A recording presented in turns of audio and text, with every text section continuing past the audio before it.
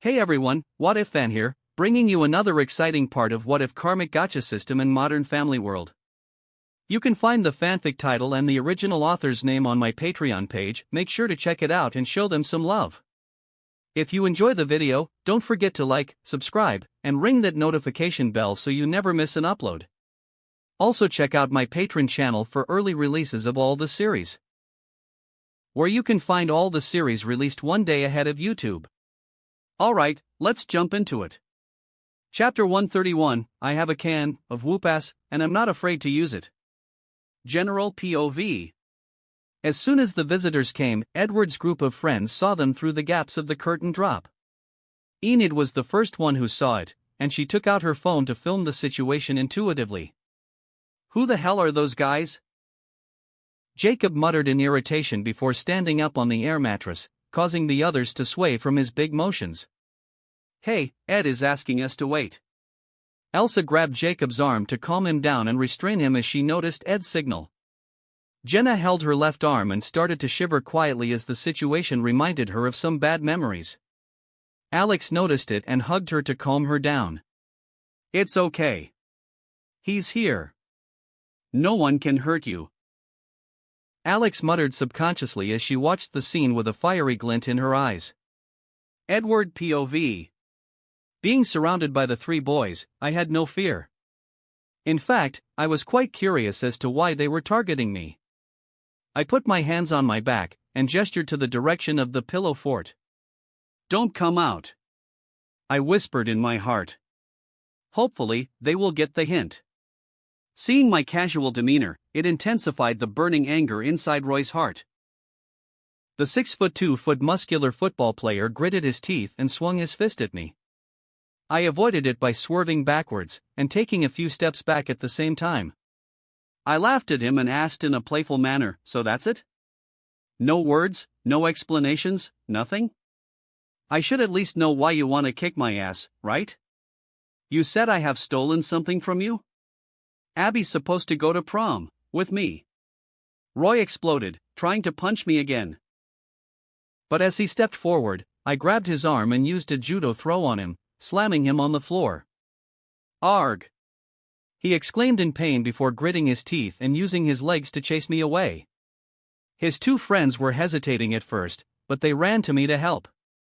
I let them, and they each held me by the arms as Roy stood back up while wiping his nose. Why are you sweating like a pig? Are you on drugs, Roy? I asked playfully again. He held my chin and said, "Shut up, or I'll rip out your mouth." That's concerning, after all, I need my mouth to sing, I said casually. Roy was having none of it, and before he could swing his fist, I asked, "So, now that I'm all locked up, mind telling me now why are you here? Are you in love with Abby so much that you decided to commit an irredeemable crime here?" My sentence swayed both of Roy's followers, but the main culprit seemed to be out of his mind. Roy cackled and said, "Love? No. I despise her." I widened my eyes a bit before returning to my relaxed expression. Roy continued, "I had all of it planned out. I just need to bring her to prom to enact my revenge." But you ruined everything. Revenge plans? Feeling as if nothing could go wrong as he was in the superior position, Roy laughed and said, "Simple. Slip something in her drink dash." Roofied her? You have a roofie, Roy? I asked in a friendly manner. Roy didn't realize it and answered in confusion, "Yes. I bought it. Let me continue. And then bring her to a dirty motel. Take a few naked pictures of her to show to the school. And then, maybe invite a few of my friends to dash." Before he could finish, I had already broken free of his friend's grasp and punched him directly in the nose. My expression was filled with anger and I was staring at Roy with a murderous gaze. Arg! Roy yelled out with blood flowing to his lips. He cupped his nose in agony and took a step back before Jacob ran out of the pillow fort. "You dirty motherfuckers!" Jacob screamed as he ran out of the blanket fort and tackled Roy directly into the instrument rack, making a huge racket as the trombone and the cymbal scattered on the floor. One of Roy's friends, Bill, shouted, "Damn it," and then took out a small flip knife from his pocket. I saw that the girls were coming out of the fort, so I yelled, "Don't come out." What dash Bill was distracted and he turned to the fort direction, so I took the chance to grab his arm and twist it. He screamed in pain and dropped the knife as I brought his arm behind his back. Then, I turned to the other panicked boy on the side who realized that he was in a pernicious situation, so he turned and ran out of the door quickly, betraying his other friends inside the room. Before I could laugh, I saw that Roy was holding Alex's cello like a baseball bat, and wanted to swing it at Jacob. I kicked Bill's butt, making him fall to the ground, and pulled Jacob a few steps back as Roy swung the cello, saving him from a dangerous situation. Once he missed, the cello slammed to the walls, breaking it into two halves. My anger deepened and I said to Jacob, "Go take care of the other one." Jacob didn't reply and he turned towards Bill in a hurry. I walked slowly towards Roy, and as he swung his fist at me, I countered it with a punch at his face. Once, twice, 3 times, until he could no longer stand straight. You know, when I fight, I usually plan on how to put the opponent down quickly. I muttered. The army training in my previous life had been ingrained deep into my soul that I would find the most easy way for me to immobilize my enemy instead of prolonging a fight. But now, I don't want to do that. I'm going to hurt you, Roy. And I'm going to enjoy every second of it. I muttered before punching him again, making him fall with his back against the wall. My right hand knuckle was bloody from the counterforce, but I ignored it as I grabbed Roy by his hair, forcing him to look at me before I punched his face again. One of his teeth became loose, and it fell out of his mouth. I wasn't satisfied, and I wanted to hurt him more. But before I could attack him again, someone grabbed my wrist, preventing me from doing so. "Enough, Edward," a cold, feminine voice ordered. I turned and saw Mrs. Henderson looking at me with a disappointed expression. She shook her head slightly, asking me not to continue, and it snapped me back to reality immediately. The cops came, and the 2 boys were detained while the teachers were calling their parents. I also submitted the video evidence to Harvey, and not let the cops touch it before she could handle the matter lest they conveniently eliminate the evidence. With my fat bank account, it'd be impossible for me to trust the police 100% as I could be targeted by them too for some easy cash grab. She contacted a prosecutor she knew immediately, and while Roy was transferred to the emergency ward, the cops had to check his urine content. It showed that he was high on methamphetamines, so it helped my case to avoid getting sued with excessive self-defense claims. Harvey said, "It's better to put this matter under wraps. If people finds out about this, it's not you or Roy that will be judged dash. I know. They'll attack Abby instead. I'm clear on the matter. People are stupid, even more so when they are obsessed with celebrities. You can handle the aftermath. I need to sit down and clear my mind." Harvey nodded before she playfully said, "If anyone else knows that you said that, your celebrity career is basically over." "It's fine. I have you," I replied. As Harvey left, school finally ended. However, I couldn't go home when the bell rang, not just yet. Although you're holding the morally superior grounds, it didn't change the fact that you were fighting in the school grounds. Mrs. Henderson said with a cold voice before putting me in the detention classroom. "Wait here. I had already called your dad. You can go home when he comes and pick you up," she said before she left the classroom, leaving me all alone in there. Damn it! I cursed out loud as I was trying to ease up my frustrations. For the rest of my friends, their parents had already come to pick them up and to comfort them after a traumatized experience. Even Jenna's mother came quickly, abandoning her interview in the process, which made me feel proud of her growth. My slap could change someone's life. I should slap people more. I'm delirious when I wrote this. Forgive me. Erga po your hagha? I groaned loudly as I watched the ticking clock hand go by, but my father hadn't arrived just yet. It had been 15 minutes since I was thrown in the school jail, and I was already bored out of my mind. My phone was collected by the teacher, so I had nothing to do here. Suddenly, the door opened, causing me to brighten up, but I got sullen again when I saw only Mrs. Henderson entering the classroom. She didn't say anything and put the first aid kit on my table before pulling a chair to sit right beside me. "Hand. she ordered. I gave her my hand, and she put antiseptics on my cracked knuckle, which made me wince in pain. Not so tough now, huh? She dabbed the cotton ball doused with antiseptic ruthlessly on my hand. Ow, ow, ow. That hurts. I squirmed all over, but she wasn't letting my hand go. Be still. Or else I have to do this all over again, she threatened. If she wasn't wearing a poker face, I would say that she was enjoying this. After the torture, she finally put on a bandage on my knuckle while saying, "I understand that you're angry." I was taken aback at first before I let out a long sigh and said, "I know I shouldn't have done that." Well, regret is a bitter medicine. But I guess you weren't regretting much, right? I nodded and said, yes. I only regretted not handling the matter better, not kicking that big dash.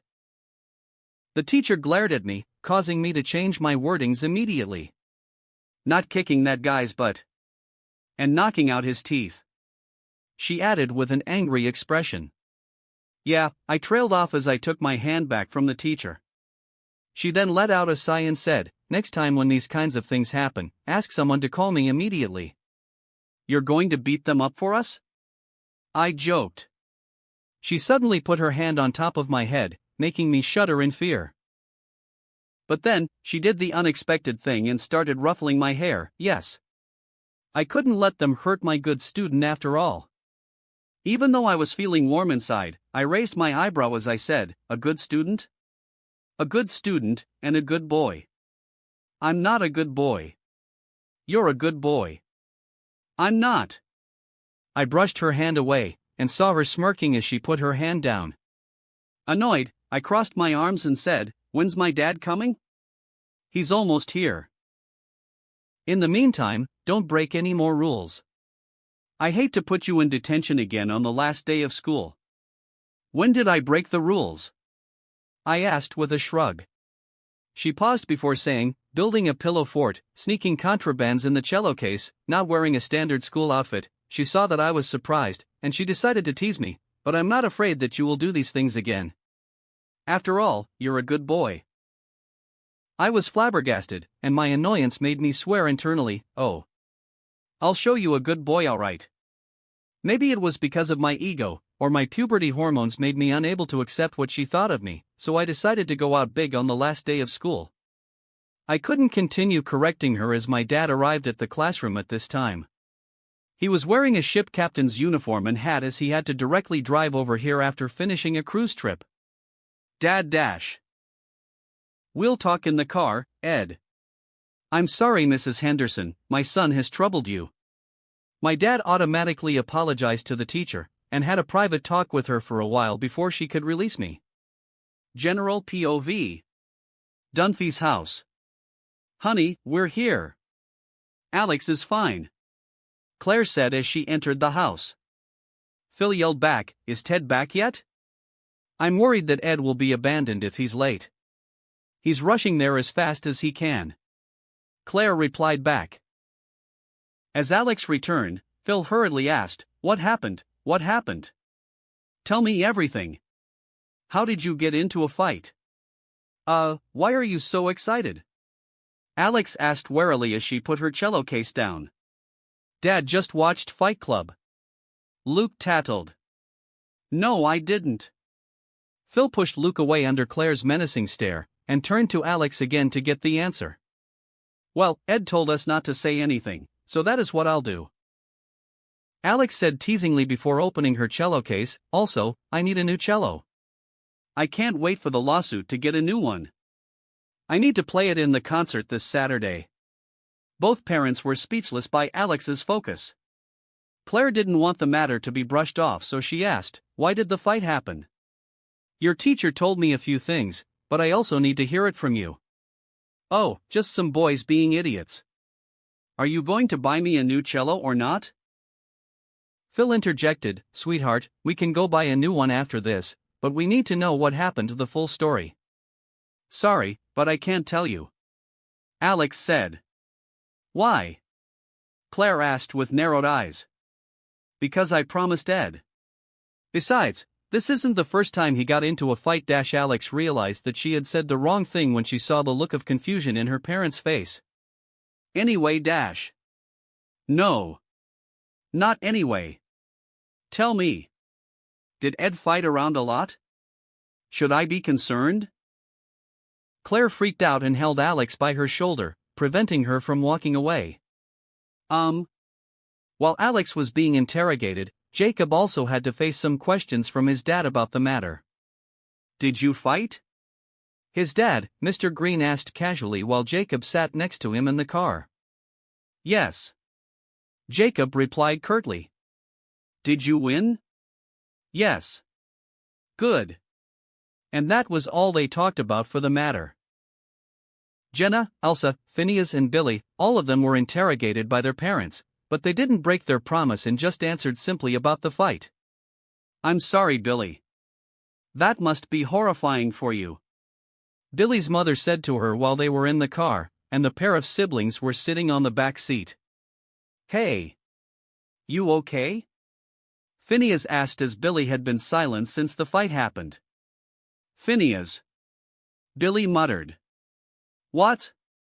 I think I'm in love. Phineas widened his eyes in horror and they both kept their silence before getting home to talk about the matter lest their parents could overhear them. Edward POV. My dad was silent while we were on the road home. So, anything you want to ask about? I muttered. He was still silent, so I said, all right then. How could you get into a fight, Ed? I didn't teach you to get into a fight. He said angrily. I scoffed at him and said sarcastically, are you sure you want to yell first? Shouldn't you be clear about what happened first before you decide? Or do you want to be like Grandpa? My dad was taken aback, and he went silent for a while to calm himself down. After taking a deep breath, he asked calmly, so, what happened? I told him about the entire fight, and the Abby factor in that. He nodded and said, still, you hurt him, quite badly, Ed. Don't worry. Harvey will handle the matter. That's not the point. Dad. I'm tired. Can we talk about this later? I interjected as I really don't want to get into an argument with him right now. He sighed and said, all right, we'll talk after dinner. Here, I couldn't find any ice, so you have to use this. He gave me a bag of frozen peas he bought from a store nearby and said, put it on your knuckle. It'll help with the pain. It doesn't hurt that much. I replied. Just do it. Why are you being so stubborn? Is it my genetics? Or are you being rebellious? I rolled my eyes at him before looking outside the window as we drove home. We had dinner with Aunt Camilla later on, but we didn't revisit the topic as my aunt was so angry, she wanted to go to Roy's house with a machete. We had to spend the entire night placating her. I'm tired. I groaned as I laid on the giant bed, wanting to get some rest before I have to open up my laptop to do some work today. But before I could, I heard some knocking on my bedroom window.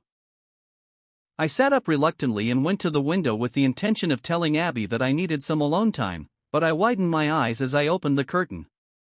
What the Abby, stop! I yelled immediately as I saw her connecting our windows together with a piece of wood, and was balancing herself on top of said wood to sneak into my room. Shoo! Don't yell or my mom will notice it. Abby puts her finger on her lips to gesture to me to be silent. Then, her body swayed from the wind, and she almost fell off the beam. I held my breath as I saw it, and luckily, she managed to balance herself on it again, and showed a huge grin as she did it. You're fucking crazy. I cursed as I opened the window quickly and reached out my arm to help her cross the path. Chapter 132, Love is War. Edward POV. Safe. Abby landed on my room in a chair after doing a dangerous stunt, which annoyed me so much. She was wearing a black baggy sweater, and that was it. She wasn't even wearing shoes as she walked on the piece of wood, and it was lucky for her not to get any splinter. So Ed, I hear you fought against 2 men today, kung fu style. She said with a mischievous grin while doing a few karate moves. Make it 2 men and 1 goth girl. I said before hitting her right in the temple with my knuckle. Ouch. Abby was startled and she rubbed her painful head with teary eyes immediately. She glared at me and shrieked angrily, "What was that for?" "For being stupid. You could have died," I said angrily while meeting her eyes. She widened her eyes in realization and blushed a bit before saying, I won't die. It's less than 3 meters tall. At most, my legs will." Before she could finish, I hit her again. Usually, I keep my hands when handling a woman, but she really annoyed me today. "Are you going to do that again or not?" I asked menacingly. "No," Abby replied quickly while giving me a dirty look. While she was squirming in pain, I sighed and sat on the edge of the bed. "How's your interview?" I asked in a casual manner. Glaring daggers at me, Abby jumped on my body and pushed me on the bed before sitting on top of my body. "My interview went fine. I'm a genius after all." "A genius that wants to jump to her early death," I snide, not caring about her position. She suddenly closed her face together with mine, her black hair falling to my cheek. She gazed at me with a mischievous look before asking, "Are you really not going to tell me about the fight?" I like bad boys. If you tell me, I might even swoon and start to take everything off right now. As much as I would love that, I need to do some work, I said before forcefully flipping our position. She was taken aback, and her eyes showed disappointment as I walked away to my laptop. The laptop was on top of a medical ward type of desk as the room has no space for a normal desk. Abby laughed a bit and said, "It's bad for your back if you do it like this." "Then, be my back support," I replied. She smiled and then sat with her back against mine as I did my work. "What you doing?" she asked. "I'm searching for a projector and a few ropes," I replied.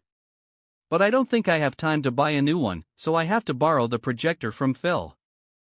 You want to borrow it to watch a movie?" Abby asked, raising one of her eyebrows.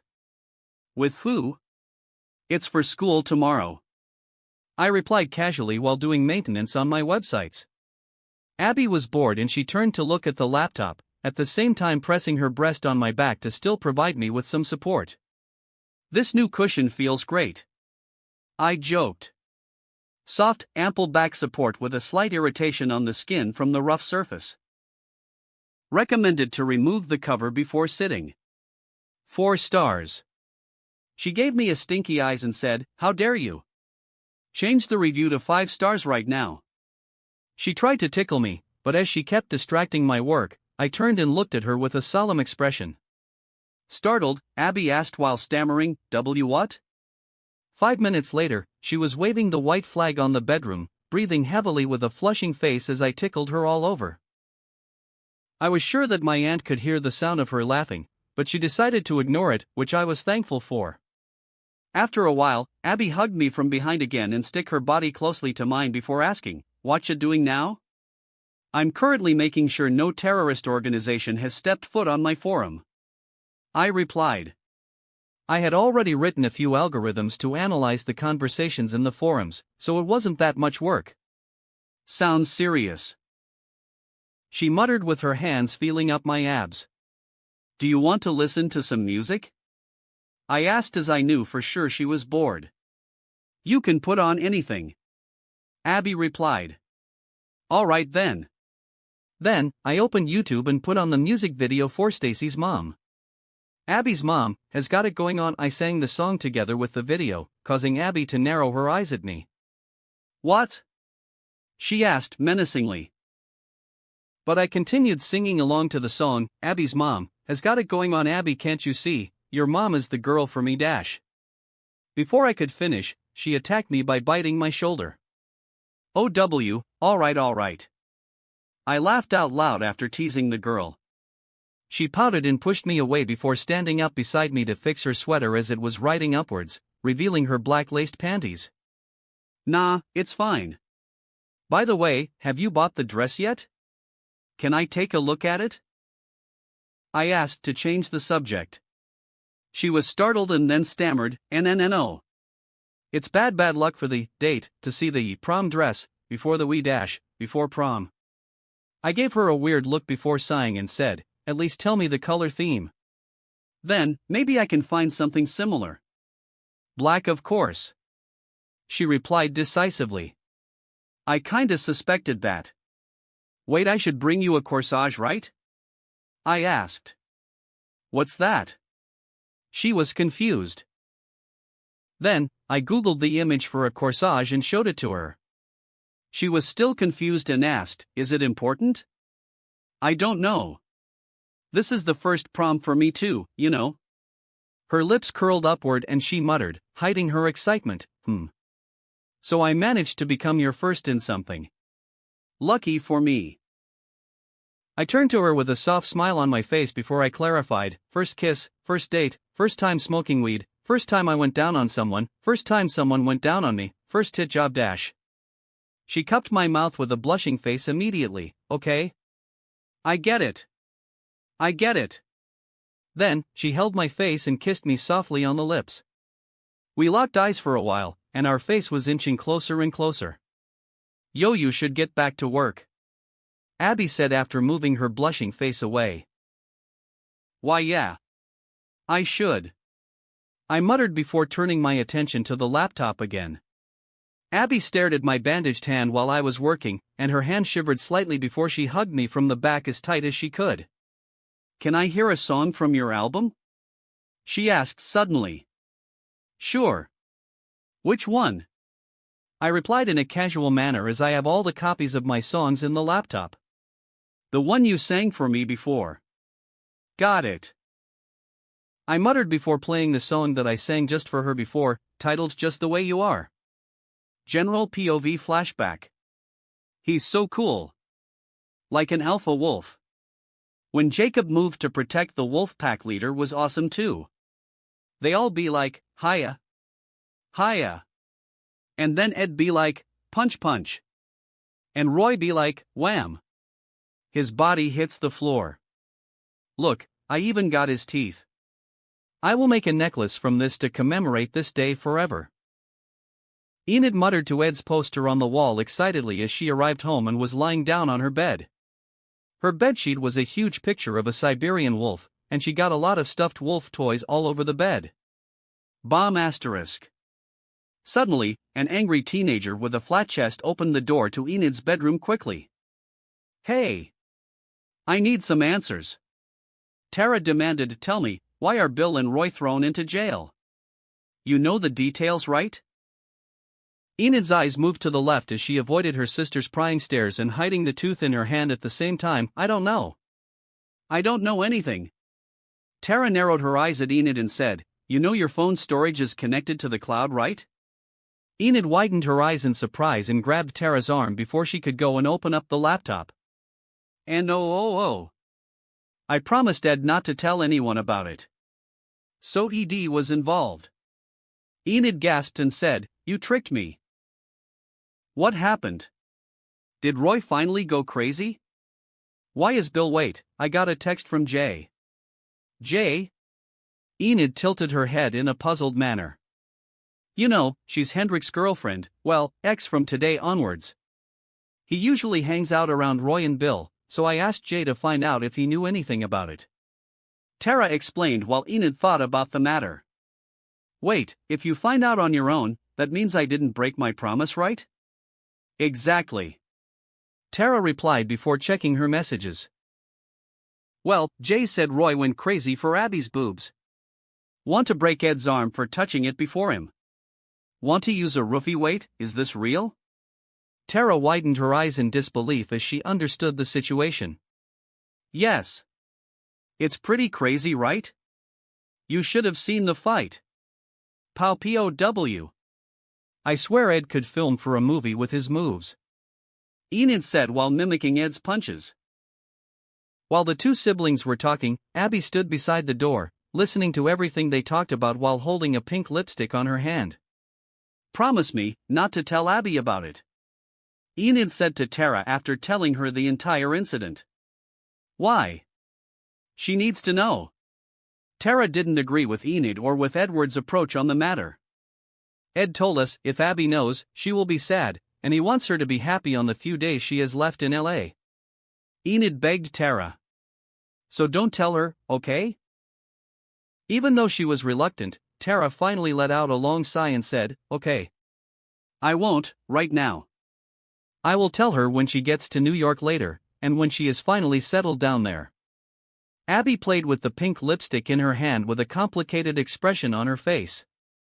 Then, she decided to put the lipstick by the door and walked out of the sisters' house without saying anything to them.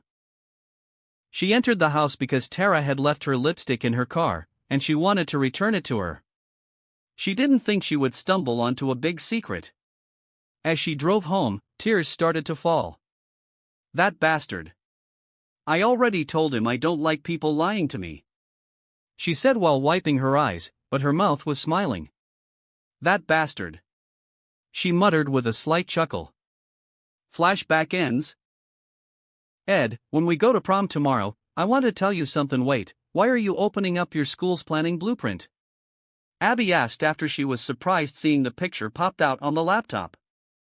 Edward smirked and said, preparations before war tomorrow. Edward POV. I had only finished my work when it was almost 2 a.m.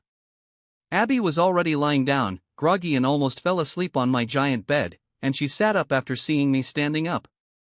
Where are you going? She asked. I want to get some drinks. You want some? Sure. Does your aunt have beer? She asked. I thought for a while and said, she has some lady beer that she purposely bought to make sure I will be too embarrassed to drink it. Abby laughed and said, then, whatever you feel like drinking, make it too. All right. Tepid water it is. I want to give you some milk, but we're out of those, I said before going to get the drinks for a while. Why milk? Abby muttered before realizing something. Jerk. I don't want my boobs to get bigger. She threw a pillow at me before I could get out of the door. When I got back, I saw Abby fiddling with her fingers and had a worried expression on her face. What's wrong? I asked affectionately. Huh? Nothing, nothing. Abby replied dismissively before grabbing the drink I handed to her. Do you want to fuck? Abby asked after getting some determinations. I'm alright, I said with a shrug, causing Abby's brain to short-circuit. Then, do you want a blowjob? She asked again with a flushing face. I'm okay. I rejected her again, which made her eyes get teary. Do you want to come on my tits? She asked with a weak voice. I replied with a shrug. Bastard. She cursed underneath her breath. I want to conserve my energy for tomorrow, but if you have anything in your dirty mind that is close to a cuddle, I'll take that. I said playfully. I was anxious for nothing. Nothing. She exploded and started ranting to herself about my obnoxious face and about how much she wanted to punch me. After turning off the lights, Abby insisted on being the big spoon and hugged me from behind as we laid on the bed together. This bed finally feels complete. I muttered. Being alone in this abomination intensifies my loneliness. Abby was still pouting and she said, good, suffer. I laughed a bit before turning to face her before pulling her face into my embrace. Abby bit her lips and said, hey, do you really don't want to do anything, Dash? Shush, go to sleep, I said while patting her on the head. She was dissatisfied and pushed me away before laying on top of me, trying to punish me with the weight of her body. Honestly, I was itching to say yes to her invitations. But not right now. Not today.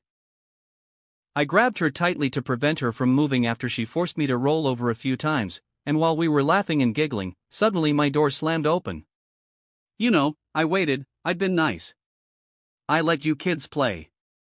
But it's almost 3 a.m. My aunt barged into the room with a moisture mask on her face and started scolding the both of us. It's 2.30. I corrected it without thinking.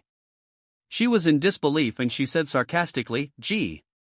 I was mistaken. It was 2:30 in the morning.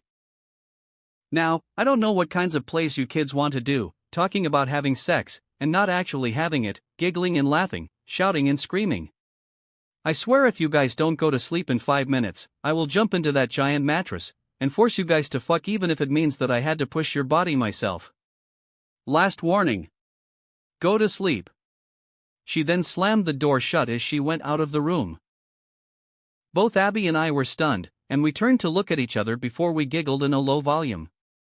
However, my aunt's sensitive ears still picked that up and she said, "Sleeppp.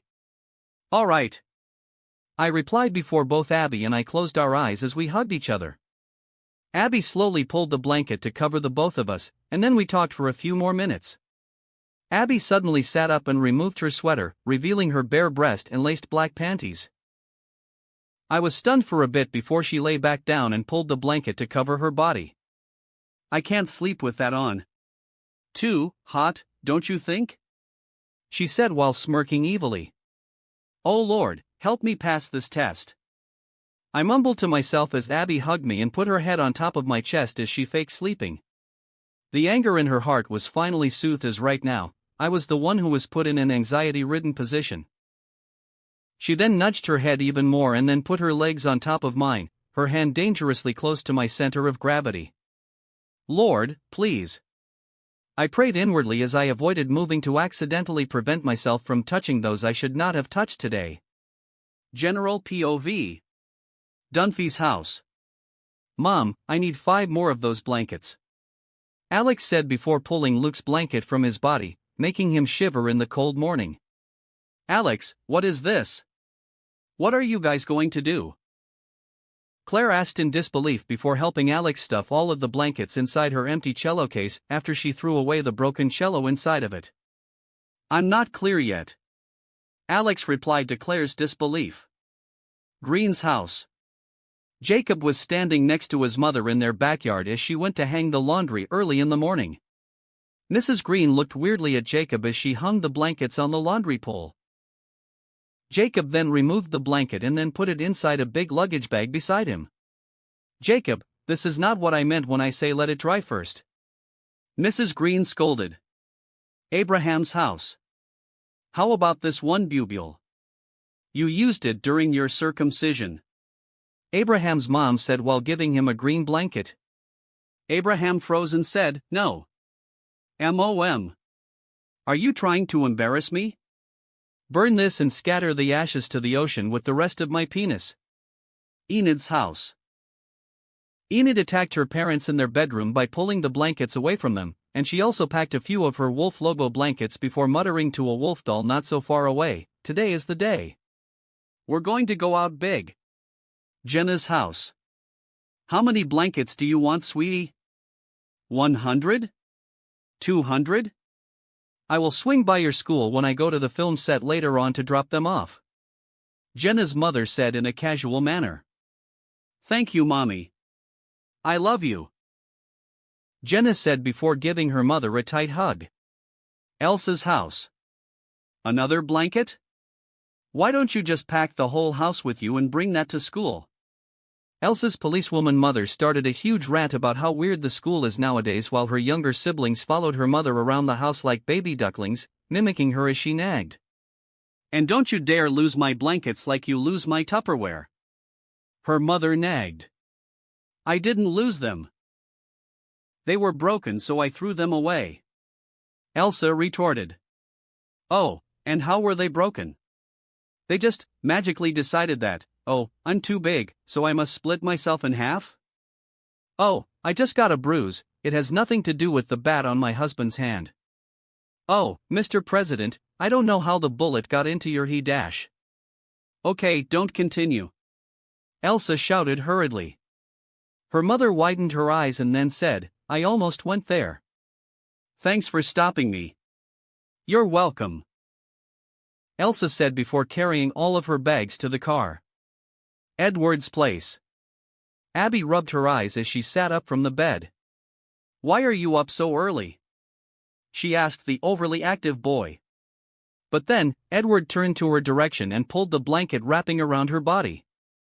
Abby shrieked in embarrassment and covered her bare boobies immediately before scolding, "You crazy mother foo dash." "Yes. Finish that sentence," I will make it come true," Ed said in a casual, threatening voice. Few a flower? Abby changed her words instantly.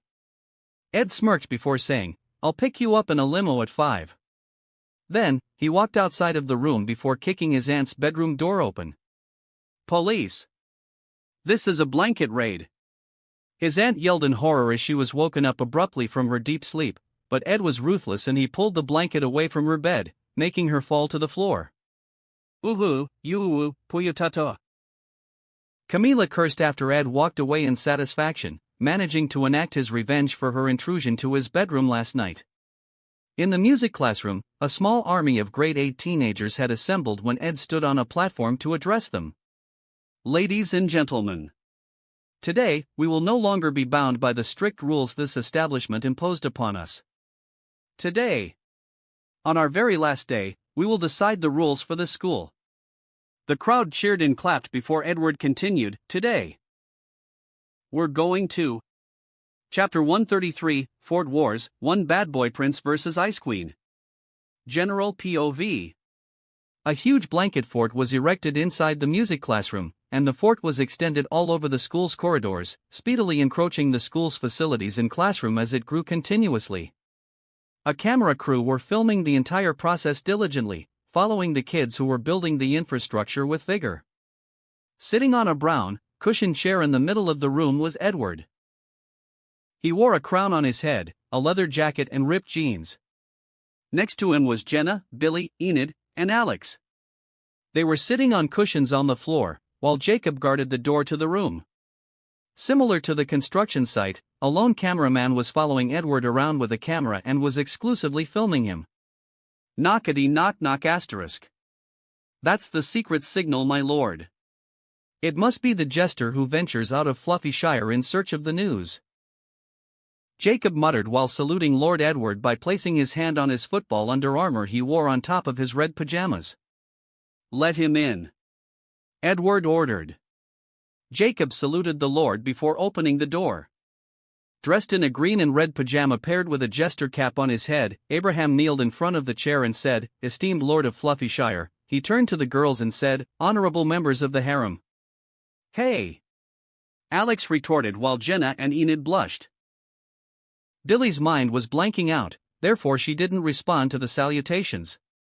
"Enough, jester, what's the situation inside the Council of Authority?" "Yes, my liege. The teachers' meeting will continue for another half an hour. We estimate that 50% of the construction will be done by then," Abraham replied. Alex rolled her eyes at the role play and stood up before walking next to Edward while he was still talking with Abraham. "Good enough. Have we recovered the contrabands being snatched away by the Ice Queen yesterday?" Edward asked. Abraham nodded and said, "Yes, we found your cello case inside the PE teacher's office, and it will be brought to the movie square afterward. A projector has been set up in that area. Students who wanted to just lie down and relax while watching a movie surrounded by the warmth of their friends and the softness of the pillow fort could go there." "And how's the propaganda department faring?" Edward asked. "I should be the one who answers that, my liege." Instead of Abraham, Elsa, who was wearing a black and white pajamas and fake glasses, walked in through the door, gave Jacob a peck on the lips before kneeling next to the jester. "We have recruited almost 70% of the students in this school, and even found some allies in nearby alma mater. Some clubs decided to implement that wait-and-see approach before joining us, such as the Computer Club and the Mathematics Club." She continued, "May I be daring and suggest that these clubs need to be destroyed immediately, my liege, as to rid of unstable factors in these uncertain times," Elsa said in a cold and menacing manner while pushing her glasses upward. Jacob swallowed his saliva and mumbled to himself, "I need to make sure she wears the glasses in the next makeout session. Wouldn't the principal be mad if he knew we stole his chair?" Alex whispered to Edward, but he grabbed her and made her sit on his lap as she got close enough to him. Alex blushed and wanted to move away, but Ed put his finger on Alex's lips while still focusing on Abraham. Show harem member number 3. "Abraham, what did the chess club say again?" Ed asked in disbelief while Alex lowered her head in embarrassment. There's rumors that they are planning a mutiny, my lord. They wanted you to finish building Fluffy Shire before usurping the throne to build their very own Thread City. Then, let's give them a chance to do that. Invite Joshua Liu, the president of the chess club, for a one-on-one duel against me. Tell him he can pick any match that he's confident in. If I lose, I will hand over Fluffy Shire to him. But sire, Elsa exclaimed worriedly. Ed held one of his hands to stop Elsa while bruising Alex's hair like she's a kitten on the other. My administrator. Remember what I say to you when we start building Fluffy Shire. I aspire to build a place where we could finally realize our lifelong desires, to finally pull a pillow and sleep in the class. Alex rolled her eyes while the rest of the harem members giggled at Ed. For years we have been tormented by the sleepiness, the rigid atmosphere of the school, where we were forced to relive the same numb-minded lectures instead of spending our days frolicking in the meadows and living our childhood lives to the fullest. Fluffy Shire is more than just a place, it's a symbol. It's a symbol for every single teacher in the world to fear. For an idea of an escape, where we could finally become free, is immortal. Alright, tone it down. Alex whispered to Edward before he could get more heated. If Joshua wants to become the leader and carry on the symbol, I will be glad to step aside, granted he has the capabilities to do so. That's why I'm giving him a chance. But, if he loses, then I want unconditional surrender of all the members of the chess club. He has 20 minutes to decide, or else, he would learn our ways of peace. By force. Great decision, my lord. I will pass on the message personally, and even drag Joshua to kneel in front of you if I need to do that. Elsa said before standing up, saluted Ed and then walked away. The cameraman smiled as he watched Ed's generous character. Enid then walked silently to behind Ed and asked, My lord, what do you want me to do to Joshua? He has 10 minutes to surrender, and all members of the chess club had to be conscripted to build our encampment on the front lines. And for Joshua himself, for even daring to think about the idea of usurpation, throw him into the dungeons. I'll trust the shadow guards to handle this. Enid coughed twice, causing Ed to look at her in confusion before he remembered, wolf guards. Sorry. I will trust the shadow wolf guard to handle this. Right away, my lord. Enid said before she bowed and slowly walked out of the room. Alex turned to the camera in disbelief as she witnessed the entire thing. Alex's commentary documentary style.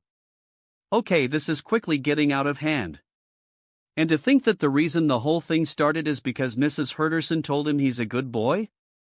I have never seen this level of pettiness before. Jenna's commentary. Jenna tied her pajama shirt into a crop top to reveal her belly button. She said, although I was demoted to be the 4th member of the harem, I will work hard to earn the affection of the Majesty and claim my rightful seat on top of His Majesty's lap for a session of patting dash. Commentary ends. Now that the kingdom's affairs are in order. Billy, are you ready? Ed turned to Billy and asked. He stood up and walked to the blanked-out Billy and grabbed her hand, snapping her back to reality. Wah dash, Billy exclaimed. I'm asking, are you ready? Ed asked in a calm manner while flashing a charismatic smile. Can we draw the straws again? Billy asked worriedly. I already asked you if you wanted before, now, Phineas has already set up the stage for you in the East Wing. Next to the teacher's lounge. Alex shouted suddenly in horror. Ed turned to look at Alex behind him and smiled mischievously, yes. If we want to declare the beginning of the war, they should be able to hear it, right? Edward POV. As we crawl through the blanket fort corridors on top of a cushioned floor, I turned to the cameraman who had to duck walk while holding the camera on his shoulder and asked with a laugh, "You're okay, mate?" Breathing hard, the cameraman replied, "I'm alright. I just wish I knew I would be squatting a lot today, earlier, so that I could prepare myself for it. Sorry, we could walk, but it'll be rude to the citizens of Fluffy Shire as we pass by and disrupt them." Nah.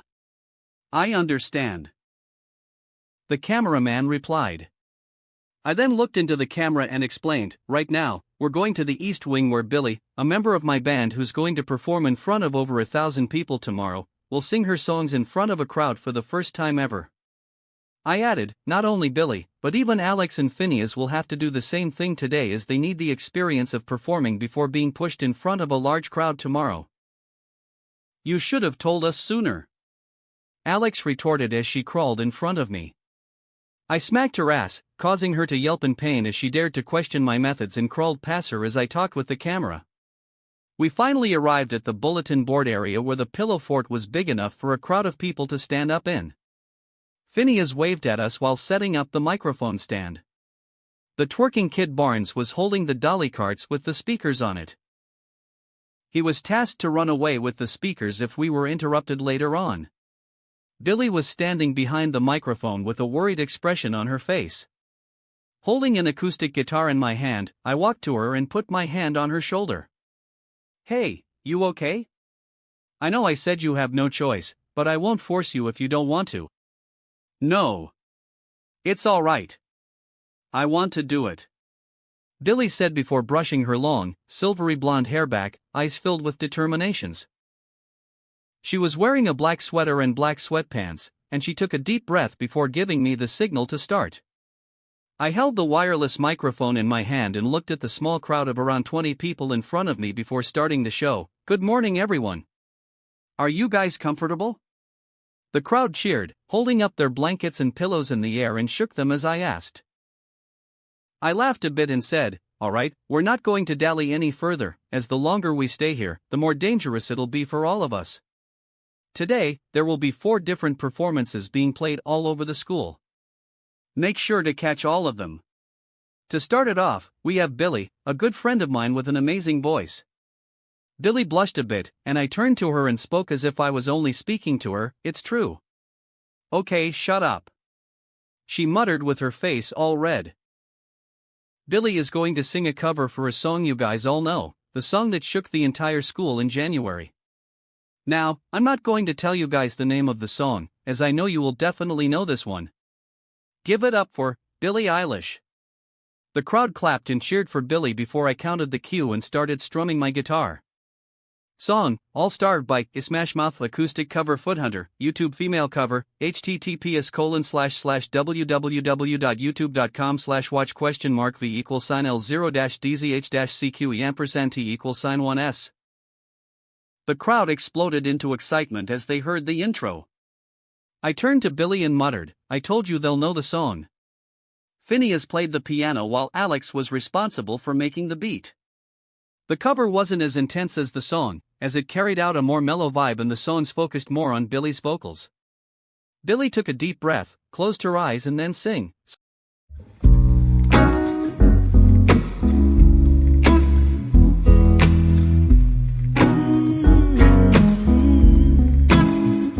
Somebody once told me the world is gonna roll me. I ain't the sharpest tool in the shed. Shrek, yeah. Jacob screamed from afar while hitting his armor a few times. Billy smiled seeing the people's reaction and she grabbed the microphone with one hand and made a gesture with another. She was looking kinda dumb with a finger and a thumb in the shape of an L on her forehead. The beat dropped and the crowd jumped around and sang the song together with Billy. Well, the years start coming and they don't stop coming. Fed to the rules and I hit the ground running. Didn't make sense not to live for fun. Your brain gets smart but your head gets dumb. She took out the microphone and finally was comfortable singing in front of the crowd. Students all around rushed to the East Wing, and the number grew to more than 40 students quickly.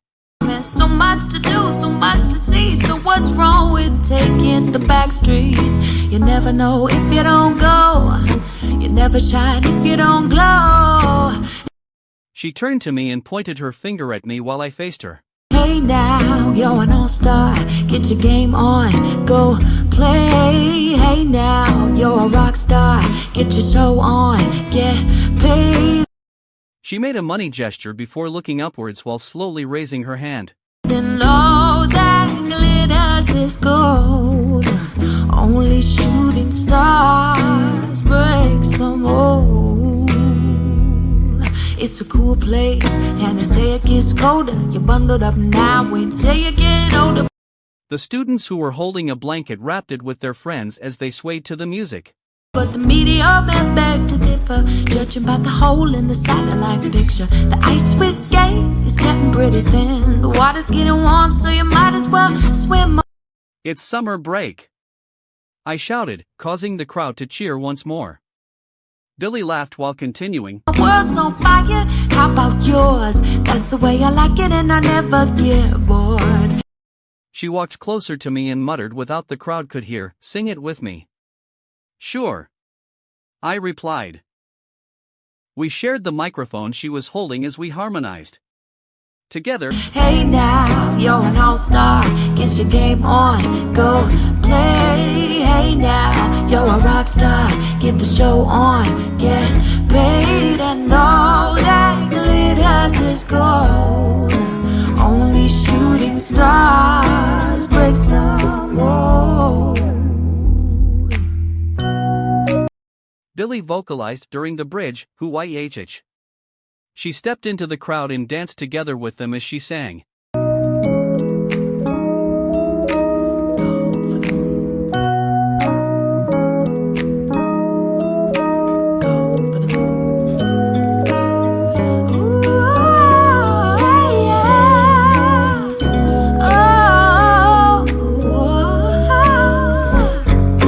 Hey now, you're an all-star, get your game on, go play. Hey now, you're a rock star, get the show on, get paid, and all that glitters is gold. Only shooting stars. I swear I could see Phineas wiping his tears as her socially awkward sister had finally shown her true self to the world. Breaks the mold. Somebody once asked if I could spare some change for gas. I need to get myself away from this place. I say, yeah, what a concept. I could use a little fuel myself, and we could all use a little change. Billy turned to Alex and said, "You're next." Alex almost froze, but she didn't miss a beat because of it. Well, the years start coming and they don't stop coming. Back to the rules and I hit the ground running. Did it make sense not to live for fun? Your brain gets smart but your head gets dumb. And so much to do, so much to see. So what's wrong with taking the back streets? You never know if you don't go. You never shine if you don't glow. Jacob, who was keeping an eye on the teacher's room, suddenly made a gesture to me. "They're coming out." Billy didn't realize it and was still engrossed in the song. Phineas stood up while playing the keyboard, and two students helped him to move the keyboard while he kept playing on it. I walked next to Billy and we sang together. Hey now, you're an all-star, get your game on, go play. Hey now, you're a rock star, get the show on and get paid. And all that glitters is gold. Only shooting stars breaks the mold. Billy ended it with an amazing vocal bellowing. All that glitters is gold. Only shooting stars breaks the mold. The crowd cheered as she finished the song. The number of students there had grown to over 60 people, and then Enid shouted, interrupting the atmosphere, "The teacher's here. Run!" I shouted as I grabbed Billy and we ran away together following Alex and Phineas who were already ahead of us. I had to sling the guitar to my back as I crawled on the floor again, giving one last look at Mrs. Henderson who just arrived at the previous stage. "What is going on here? Who's responsible for this?" she asked, but no students were answering her questions, which truly surprised her because it was the first time it happened ever since she started teaching. Billy's commentary. When Edward first asked me to join his band, I thought Phineas had talked him into it. "My brother is a bit nosy sometimes," Billy explained, her eyes were glossy. "I had always wanted to sing in front of people, but I was always too afraid to do it." She continued. "But today, when Ed told me that I need to rehearse, I need to get out of my comfort zone. I honestly want to run away. Remember, she's 11 at this time. But when Alex and Phineas agreed to it, I also felt pressured to agree to it. And right now, I love Ed for making me do it. She chuckled a bit before adding, Phineas will freak out when he knows I said that. Just to be clear, I don't love him, I just love him. He's an awesome person, and I truly think that I could never love anyone more than I love him, which is unfortunate for my future boyfriend. Phineas's commentary. I know Billy could sing. But when she stood behind that mic, my hands became clammy, my breathing got quicker, and even my mind started to blank out. I was the one who needed to start the melody, then the whole performance will be fucked up. Thankfully the star is here. Well, Billy's ordeal has passed, so right now, Alex is becoming exactly like Billy before she performed. I hope that she will do well. Phineas said in concern. Chapter 134, Fort War, 2. General POV, Student Imagination Version. It was a peaceful day in this warm and cuddly Fort Fluffy Shire. The inhabitants of this realm were happy and content with the handsome lord's effort to protect them from the terror of sleepiness and the cold. As Lord Fluffyshire had decreed the no 3F rules for the fort, which were fires, farting, and mating, some students decided to be creative and borrowed the microwave from the teacher's lounge to cook instant noodles to eat inside the fort. Halt! A team of patrol guards who were wearing football under armor stopped the batch of students who were holding their ramen bowl and inspected them. Have you started a fire during your cooking process? The guard asked while encircling the peasant. No, sire, we are just simple folk. Fire is a luxury that we won't ever have. The peasant said fearfully. The guard grabbed the fork inside the peasant's bowl and took a bite out of his ramen. Good, you can go now. The guard said after illegally collecting the taxes from the citizens. Seeing the dissatisfied looks on the peasant, he asked menacingly, Is there anything you want to say? Lord Fluffyshire won't dash. The Lord isn't here. The guard said while holding the peasant's collar. Unless you want me to kick you out of the fort, maybe you should realize that dash. But before the guard could continue harassing the peasant of the realm, he felt a cold breeze blowing from behind him. He turned in that direction, and froze as he saw the woman in a white dress staring coldly at him. Mrs. Henderson dash, the guard stammered fearfully. The peasant realized it and shouted immediately to warn the others, Run! The ice witch is here. As the children screamed in a childish voice and scattered in a multiple direction by crawling, Mrs. Henderson walked slowly towards the frozen guard and placed her hand on his shoulder. Mr. Jameson, please follow me to the teacher's lounge. We need to talk. Mrs. Henderson ordered. The corrupt guard gulped his saliva and nodded obediently to the teacher before following her away. General POV Normal Version. Mrs. Johnson, the PE teacher, was wearing a green PE coach outfit with her zips lowered, revealing her white tank top and a bit of cleavage. She walked next to Mrs. Henderson and stammered, I have no words. She was speechless as she saw the fort, and Mrs. Henderson nodded beside her. I know. It's incomprehensible. We should shut it down quickly before some student gets hurt. Mrs. Henderson walked to the front entry of the fort and touched the rope holding the fort together. I wouldn't do that if I were you. Some of the knots are load-bearing. If you touch the wrong place, you'll collapse the whole thing and bury a lot of students inside. An old janitor suddenly warned Mrs. Henderson while he was mopping the floor. Mrs. Henderson and Mrs. Johnson turned to the janitor. The PE teacher then asked angrily, Wait, did you know about this? And you did nothing to stop it? The janitor shrugged and continued mopping the floor. He couldn't say that he wanted to stop it before, but once he got $50 richer, he just turned a blind eye on the whole thing, couldn't he? The two teachers thought for a while before Mrs. Johnson said, If we cannot take it down, then, we should find the ringleaders. Once we take them out, then the whole operation will crash to the ground. We just need to find out who the ringleader is. Mrs. Henderson sighed and said, I know who the ringleader is. Really?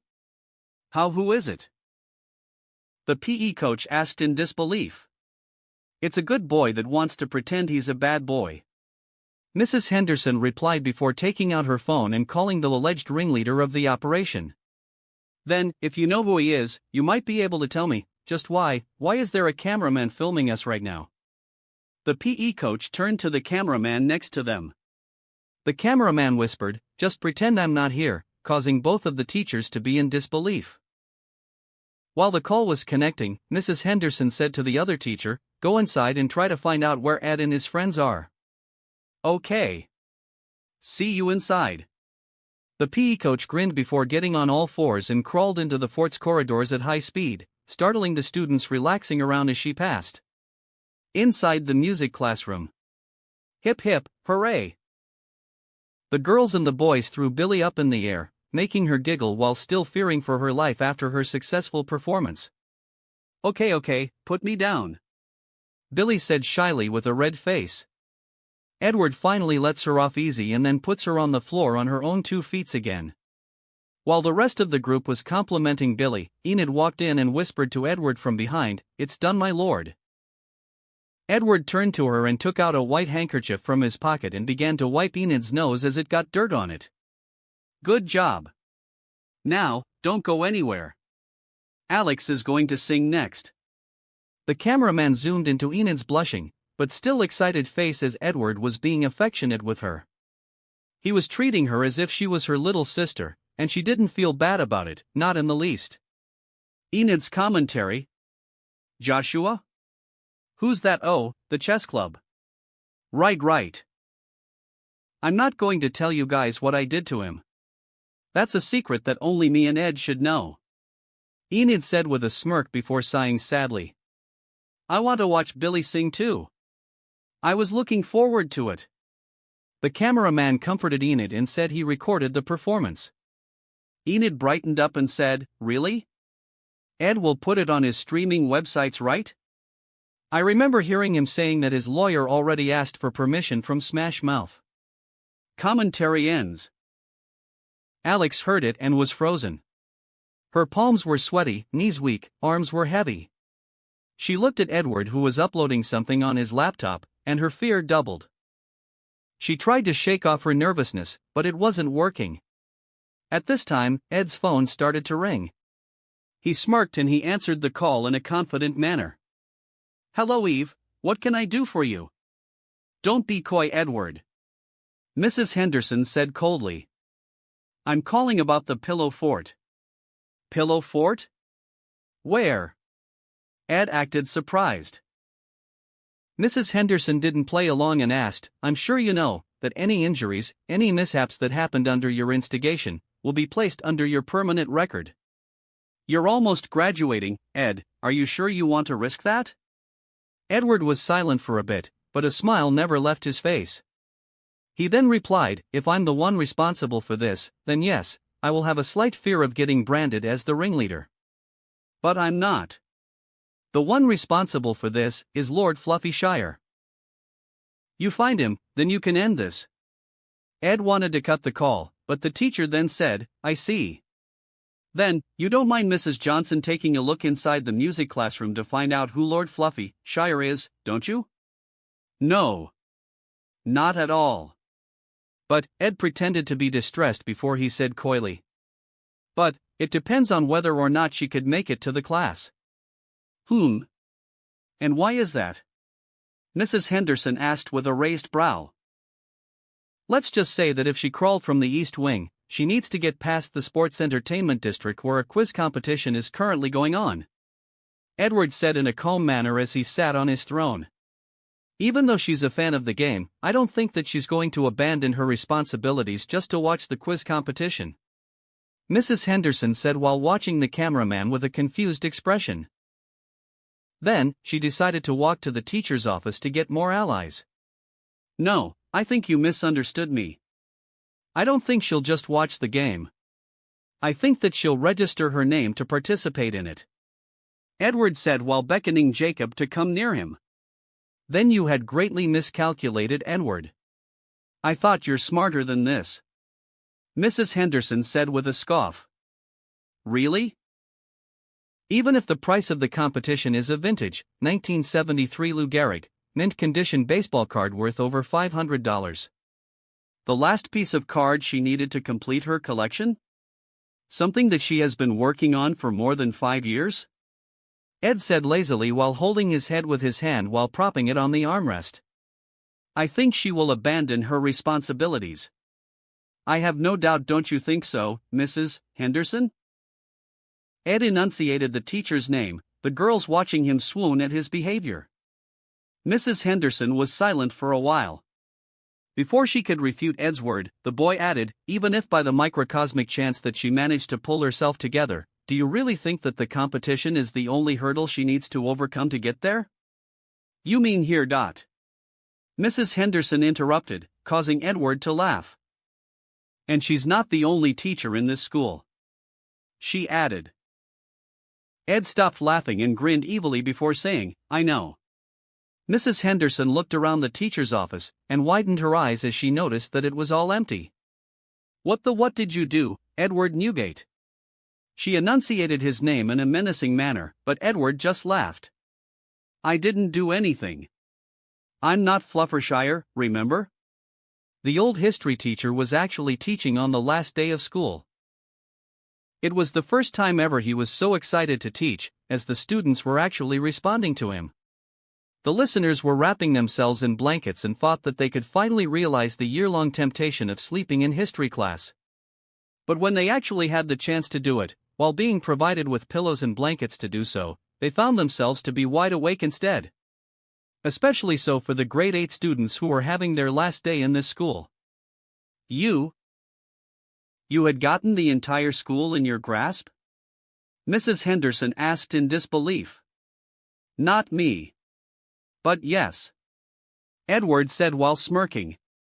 Not only that, the math teacher was currently playing basketball with his homeroom students, the school administrator was bought off with some classy brunch, the pregnant English teacher was bought off with a massage session by a licensed masseuse, and there weren't any teachers left to help Mrs. Henderson in this school. Mrs. Henderson walked to the cameraman and finally asked something that she had been suspicious about.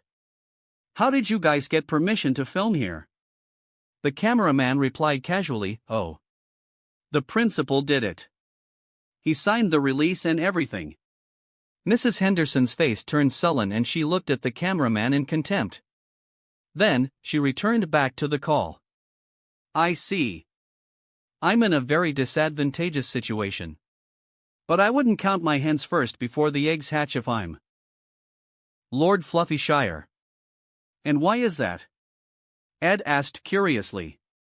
Mrs. Henderson looked inside the fort and saw a student patrol holding up an ordinary student who was holding a bowl of instant noodles. Do you know why dictatorships fall, Ed? She asked. Ed was silent, and then she smirked and said, Because power corrupts people. Absolute power? Even more so. And when that happens, then the kingdom is going to be at risk of an insurrection. Yeah, if the king is incompetent. Edward scoffed. Mrs. Henderson chuckled a bit and said, If only you knew how many dictators had said that. Mrs. Henderson's commentary. I know he wants to play a game.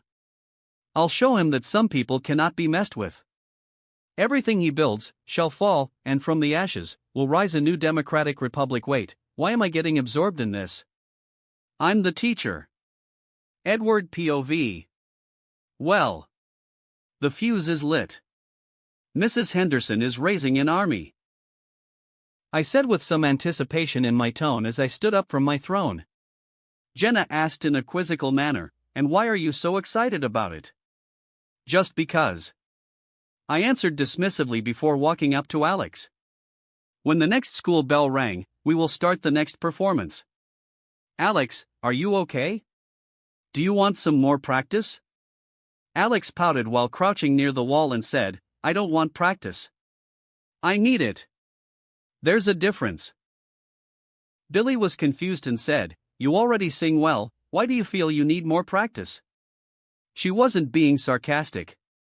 Alex had sung in the practice before after being instigated by me. That's different. I'm going to sing in front of strangers. Nah, we are all schoolmates. Don't worry about it, Alex. Even if they don't like it, I will make sure none of them would dare to say it to your face. Abraham said confidently. I second that. Jacob said. Third. Jenna joined in. That wouldn't help. Alex got angry and chased the trio away while they were laughing.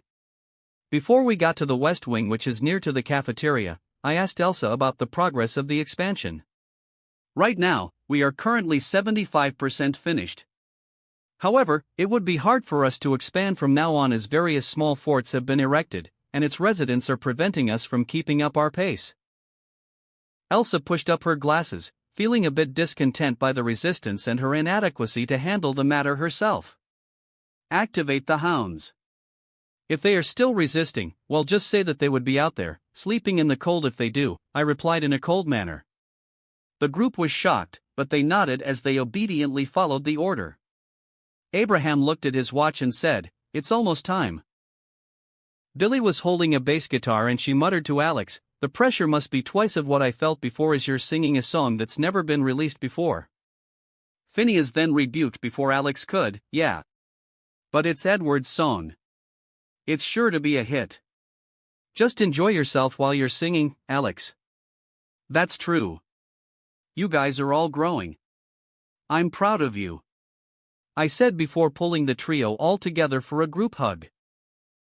Also, Alex, not to increase the pressure on you, but you're going to be the first girl ever to sing a song that I wrote. Not even Taylor has the privilege to do so. Alex's face paled, and Billy admonished me, Why are you saying that now? You did that on purpose. I turned to Billy with an astonished face and said, Hey, it's the first time you ever scolded me, guys. Billy just told me off. Billy was flabbergasted and she blushed hard as the entire group congratulated her. Jacob then said to her, When you could start to tell him off, then it means that you're finally opening up to us. Welcome aboard, Billy. We're all codependent, so it'll be a long time for you to get rid of us. I nodded in agreement while Billy was becoming increasingly embarrassed. Alex laughed out loud, and the pressure she felt lessened after that. I held the guitar and signaled Phineas, who's handling the drums. It's time. I muttered. The school bell rang, and it was time for a break. The students were walking to the cafeteria, and they walked towards where we had set up. 3, 2, 1, I counted before I started to strum the guitar. The students who heard the music had their eyes lit up and they rushed to our stage immediately. Echo Smith Cool Kids.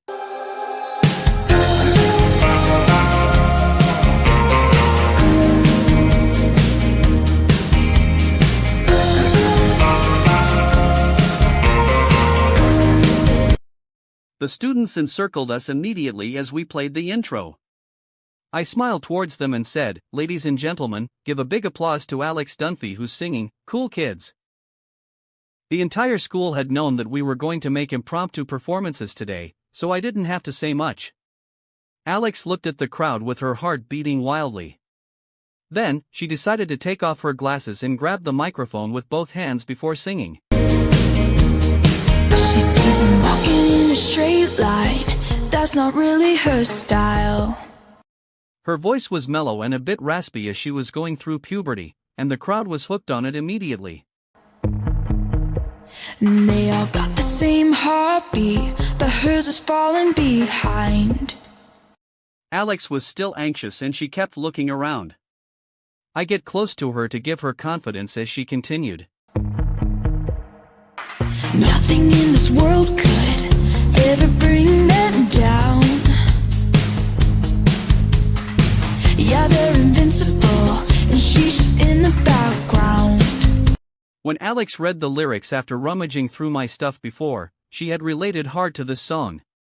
That was why I decided to let her sing it today. And she says, I wish that I could be like the cool kids, 'cause all the cool kids, they seem to fit in. I wish that I could be like the cool kids, like the cool kids.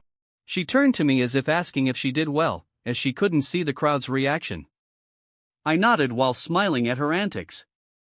She got more confident and brushed her hair to the left side before singing again. He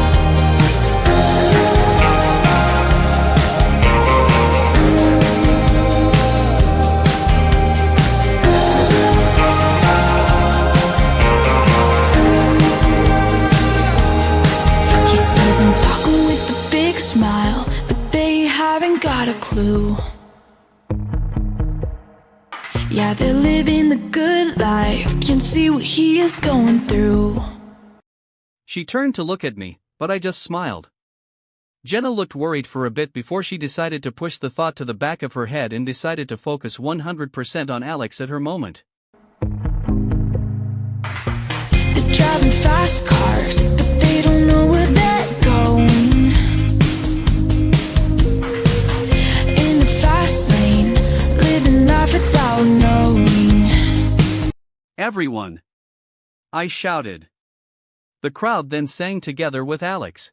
And he says, I wish that I could be like the cool kids, 'cause all the cool kids, they seem to fit in. I wish that I could be like the cool kids, like the cool kids. Our voice reverberated throughout the school. Alex went to Billy and shared a microphone with her as they continued the song.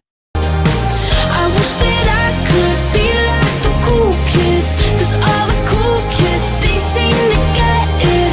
I wish that I could be like the cool kids, like the cool kids. Phineas slowed down the beat while I strummed the guitar slowly. Alex laughed and wore back her glasses before shouting, Edward Newgate everyone. The crowd cheered at my name, and she did the same thing with Billy and Phineas, making our name etched for eternity in the school grounds.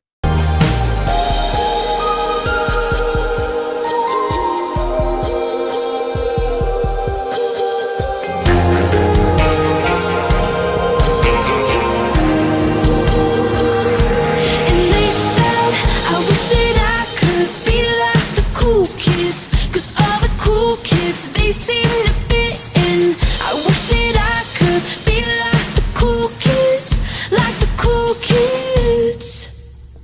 Jenna's and Elsa's commentary. So, he did a song about us? After all, we're the most popular girls in school. Elsa said with a thick face. Jenna laughed and said, I know right? Commentary ends. I wish that I could be like the cool kids, 'cause all the cool kids, they seem to fit in. I wish that I could be like the cool kids, like the cool kids. I wish that I could be like the cool kids, 'cause all the cool kids, they seem to get it. I wish that I could be like the cool kids, like the cool kids. I played the outro with the band member while Alex was huffing her breath and raised her arms out to the crowd. Crowd surf dash.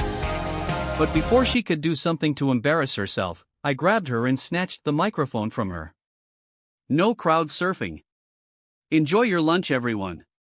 We all needed to run away quickly after singing the song. I said to the crowd, next will be a performance by Phineas O'Connell. He will be singing a song that he wrote by himself. Stay tuned. Chapter 135. Fort Wars 3. General POV. In a dim-lighted room, a jester was laughing maniacally after he managed to break into the custodian's space and took out all the confiscated items throughout the school year. Finally! I have it back.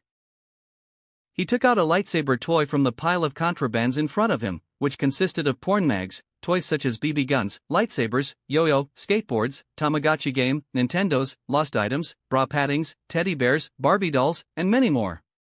Some of the porn mags pages had already yellowed as he basically cleaned up all the contrabands confiscated since 1993. Mine. My treasure, my precious. Abraham rubbed the rare porn mags on his cheeks as he was extremely excited to explore a curious new era for him. Abraham puts a few porn mags and toys, as he was one of the main contributors to the pile, into his bag. But then, he felt a chill on his neck as was putting a Playboy magazine with Alexandria Carlson, Jenna's mother, on the cover among his possessions. What the dash Abraham turned to the door, and saw it was empty. He breathed a sigh of relief, but then, the light flickered, and a woman in a white dress suddenly appeared at the doorframe. "Arg!" Abraham shouted in horror as he clutched his chest. His breathing became rapid, and he had cold sweat on his back. "Ice Queen Mrs. Henderson," he called out. The Ice Queen smirked and walked slowly inside the room, and said to Abraham, "Oh. Nice little pile you got there." Abraham sweated profusely, not understanding what was the Queen's motive in finding him. "Is this the tribute for Lord Fluffyshire? Not a menacing name, and I don't think it's a name fit for a king, don't you think the same?" The teacher took away the magazine Abraham was holding as she realized it was the most appropriate thing to do. She didn't take away the other magazines though. I told him that," Abraham said in a depressed manner. Mrs. Henderson nodded in understanding and added, "But he's not taking your opinion seriously, right? That's why, he's the king, and you're the clown." "A jester," Abraham corrected the teacher in an angry manner. Mrs. Henderson walked behind Abraham and whispered to his ear, "Sure, but is that, what you really want? Ask yourself, who is the one who has built the majority of this wonderful infrastructure?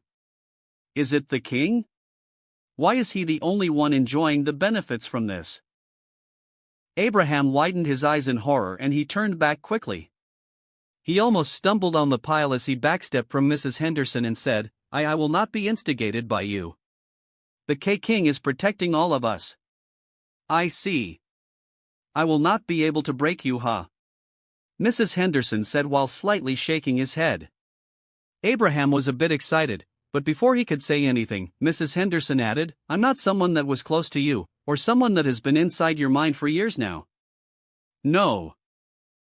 Don't say it," Abraham begged with a shaky voice. "What's Alex doing now?" "Oh, I forgot, she's a member of the king's harem, right?" Mrs. Henderson said with an evil smirk. She then shook her head quickly to stop herself from actively enjoying the whole game. She put her hand on Abraham's shoulder before she said, "Think about it. If you have come to a decision, then you can come and join us in the new republic where everyone is equal over there." Abraham stammered. Mrs. Henderson nodded in satisfaction as she managed to sway an important member of the ringleader's team. Suddenly, she grabbed the BB gun on the pile and turned towards the door quickly. She fired off a few shots, startling the two students that were walking past the room. Pop *, pop pop. The bullets popped 3 balloons the students were holding. She then said, "No helium balloons inside the school." The students quickly ran away to avoid her gun and her scolding. She turned back towards Abraham, but at this moment, several more students with a huge number of helium balloons in their hands walked past the room casually, and she didn't realize it. "I'll be waiting for you," she said before she walked away, leaving behind a jester who's having an existential crisis about his identity. Edward POV. "Nice job everyone," I said as we all had lunch together inside the music classroom after Alex did her performance. Enid was holding a few grapes over my head, and slowly lowered them to my mouth to feed me as I sat on the throne. I want to do that next," Jenna said decisively with a blush on her face. "Sure," Enid said excitedly and took turns with Jenna to feed me stuff. I didn't even have to use my hand to have my lunch today because of those two. Alex rolled her eyes and said disdainfully, "You're enjoying this, aren't you? What's not to enjoy? Anyway, Alex, you almost ruined the ending by going off the script." Alex was so embarrassed when I brought it up and she buried her face on her legs as she sat on the floor. Crowd surfing. What the hell is even that? There's only tens of people there, I said in a sarcastic manner, making Alex want to bury her face in a hole somewhere. Phineas laughed dryly before saying, "Well, Ed, should I really sing my song in the next performance? There's still time for us to change it to a cover song."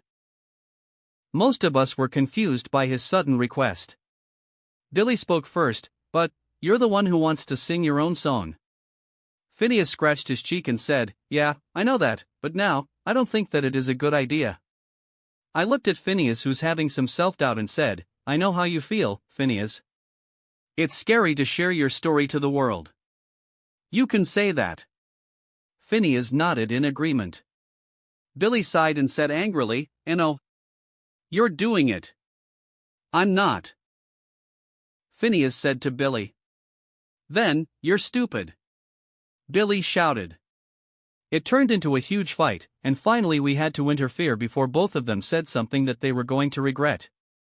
I took Phineas outside the room to cool off, and then he said, "Sorry about that." "It's fine.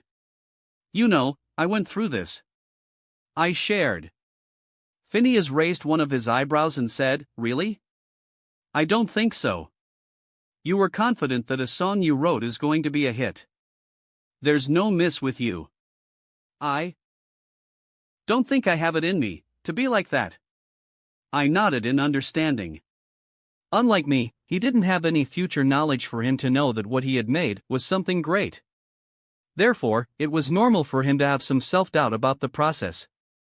I could say to you that you have what it takes, or your song is a banger, but I don't think I can make you believe it. You want to know what's the easiest way for you to believe?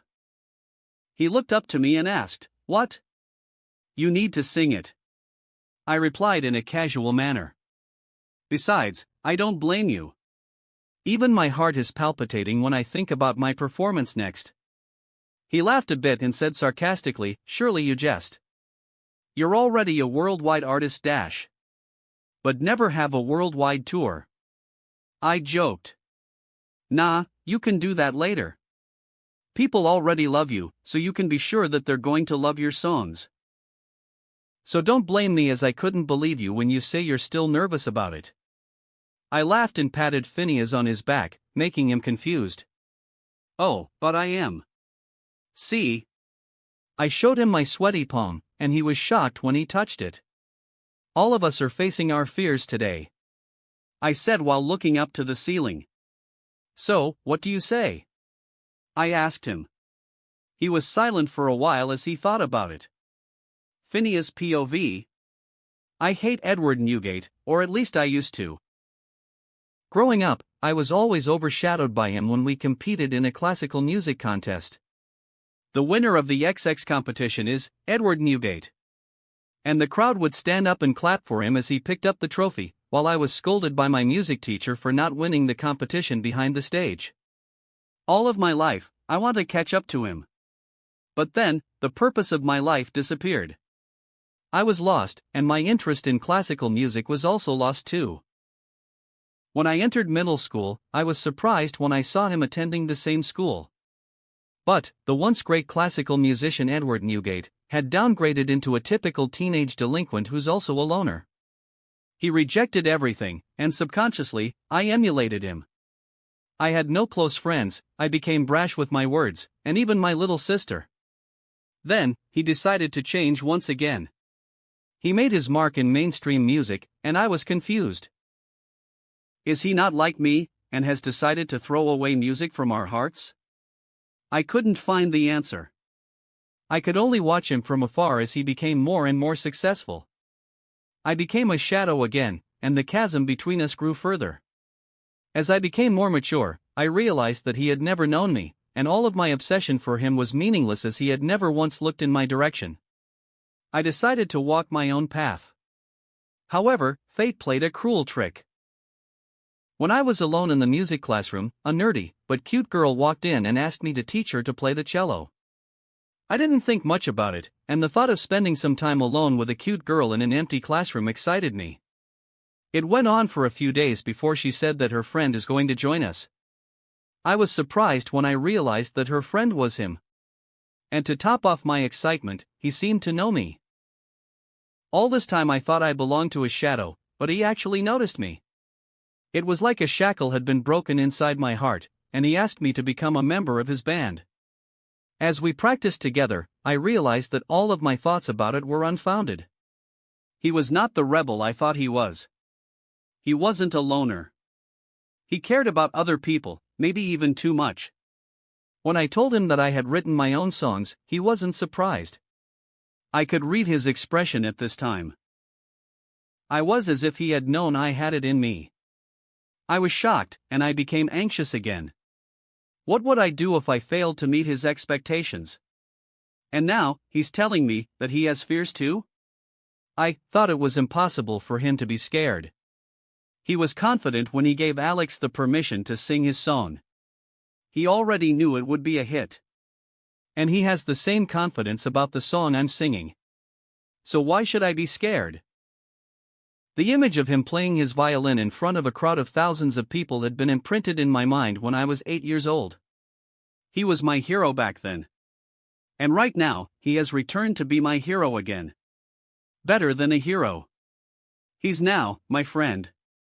So, what do you say? He asked. I guess I should sing it, my song I mean. I replied after thinking for a while. He nodded while smiling and he pats me on the shoulder. Don't worry, if you choke, I will help you. I'm not going to choke. I shouted back. Suddenly, both of us could hear some giggling coming from behind us. We turned back and saw an array of heads popping out from the door, peeking at us while smirking and giggling. Get a room you two. Alex teased. General POV. Alright, the gym is ready. I had already text-blasted the students, so we need to go there now. Elsa said after entering the music classroom. Great. Let's go. Edward said before leading the way towards the gymnasium. The drums, the speakers, and the microphones were already set up over there by a professional team, and they just need to bring their guitar and cello there. Alex, are you sure you want to use your cello as bass? I'm not saying that you don't have the skills, but we need to run away after. Edward said with a bit of concern. Oh, don't worry. I'm using your cello, so I could just leave it there if I want. Alex said jokingly. Edward rolled his eyes at Alex before they left the corridor. 5 minutes later, a woman in a white dress appeared in the same corridor. Are you sure the kill switch is in there? Mrs. Henderson asked. Abraham nodded and replied in a depressed manner, yes. He connected the ropes together so that he could shut down the whole thing if he wanted to. Not knowing about the conspiracy transpiring behind his back, Edward hits the drums a few times while saying, It's been a while since I played this. Alex replied sarcastically, and you're showing off your rusty skill by making a perfect beat. Yeah. It's only perfect. If I had practiced, then it'd be phenomenal. Edward replied jokingly while making a BA dump tass, bad joke sound, causing all of his friends around to roll their eyes. They're here. Jacob announced before opening the gymnasium door. A crowd of middle schoolers ran inside as they wanted to get the best view, and they quickly surrounded Edward and the band as they staged themselves in the middle of the basketball court. Good afternoon, everyone. As promised, we present Phineas O'Connell with the song, Just a Kid. Hope you guys enjoy this. Edward introduced. The crowd clapped their hands and cheered as they had waited for the moment impatiently. Phineas breathed sharply as he grabbed the microphone and he looked at me. I nodded and Billy started playing her guitar. Just a kid's simple plan. Phineas started singing, and unlike the other girls, he wasn't being awkward while he was behind the microphone. I woke up, it was 7, I waited till 11 to figure out that no one would call. I think I've got a lot of friends, but I don't hear from them. What's another night all alone? Oh, I didn't think the lyrics would be so, Jenna muttered in surprise as she took another look at Phineas. Elsa nodded as she agreed with Jenna, and she danced subconsciously as she was hooked with the band. Phineas became more confident as the crowd reacted positively to his song. When you're spending every day on your own, and here it goes, I'm just a kid, and life is a nightmare. All of the kids listening to it, especially the ones who were going through puberty, were relating strongly to the song. I'm just a kid, I know that it's not fair. Nobody cares, 'cause I'm alone, and the world is having more fun than me. The crowd cheered, and a few girls even brazenly walked beside Phineas and danced there as he sang. And maybe when the night is dead, I'll crawl into my bed. I'm staring at these four walls again. Phineas was a bit distracted by the girls, especially those who were touching his body as they danced, but he continued nonetheless. He actually blanked out, so Edward had to supplement him. Edward. I'll try to think about the last time I had a good time. Everyone's got somewhere to go. Phineas turned towards Ed, and he gazed at him angrily and gestured to him with his facial expression to focus. Phineas gulped his saliva and returned to his microphone. And they're gonna leave me here on my own. And here it goes. The crowd exploded into a massive cheer as they danced all around the band. I'm just a kid and life is a nightmare. I'm just a kid, I know that it's not fair. Nobody cares 'cause I'm alone and the world is having more fun than me.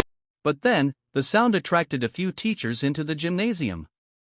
Mrs. Johnson, the PE teacher, grinned and stealthily placed the card she had won into her pocket before making way towards the band. What the hell is wrong with me? Don't fit in with anybody. How did this happen to me? Wide awake, I'm bored and I can't fall asleep.